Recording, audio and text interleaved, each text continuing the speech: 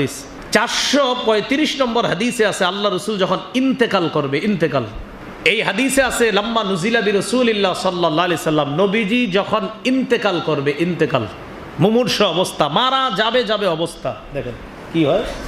এটা মনে করেন একটা কাপড়, এটার দিকে তাকায়, ওই সময় কানা ইয়াতরাহু খামিসাতান আলা ওয়াজহিহি, মুমূর্ষ অবস্থায় নবীজি তার চেহারা মুবারকের উপর একটা কাপড় দিস, চেহারা মুবারকের একটা কাপড় এভাবে দিস, কাপড় দিস, টেনে দিস।